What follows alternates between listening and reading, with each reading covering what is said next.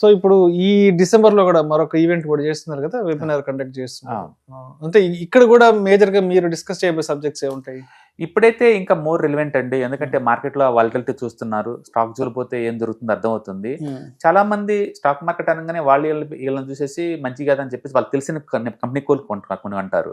ఇప్పుడు ఎగ్జాంపుల్ మన దసరా దివాళీ అప్పుడు చూశారు, ఎక్కడ చూసిన షాపింగ్ బీభత్సం ఫెస్టివల్స్ బాగా నడుతున్నాయి, అవి బాగున్నాయి కదా అని చెప్పేసి మన వాళ్ళందరూ ఐటీసీ హిందుస్థాన్లు ఎవరు కాల్గేట్ ఇవి కొంటారు, అవి 1 year లోలో ఉన్నాయి. అంటే ఇంత మంచిగా జనాలు కొంటున్నా కూడా బయట మంచి ప్రాఫిట్ లో కంపెనీ చేస్తున్నా సరే స్టాక్స్ ఎందుకు పట్టిన వాళ్ళకి అర్థం కాదు. అందుకని స్టాక్స్ లో పెట్టే వాళ్ళు ఏంటంటే ఈ టైంలో కన్జర్వేటివ్ ఎలా ఉండాలి, ఈ డాడౌన్స్ ని దాటి బయటికి ఎలా రావాలి, ఈ కన్ఫ్యూజన్ లో ఉంటారు అనమాట.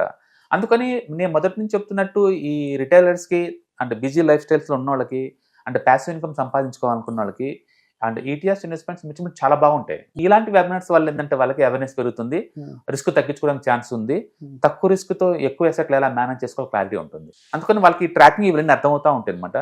కాబట్టి ఈ ప్రోగ్రామ్ లో ఏంటంటే డౌట్స్ ఏదైనా ఉన్నా క్లారిఫికేషన్ వస్తుంది, ప్లస్ హ్యాండ్స్ ఆన్ చూస్తూ ఉంటారు, ఎలా కొనాలి ఎలా అమ్మాలి కదా. మీరు కంప్లీట్ గా ఏమైనా అసలు మార్కెట్లో ఎక్కడ డీల్ చేయాలో తెలియదు అనుకున్నప్పుడు ఈ ప్రోగ్రామ్స్ యూజ్ అవుతాయి.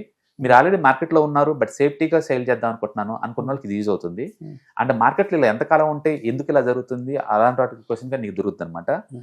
కాబట్టి మీకు ఇంట్రెస్ట్ ఉంది అంటే వెల్త్ మేనేజ్మెంట్ వెల్త్ క్రియేషన్ మీద అంటే ఈ ప్రోగ్రామ్ అనేది ఒక స్టెప్పింగ్ స్టోన్ అనమాట.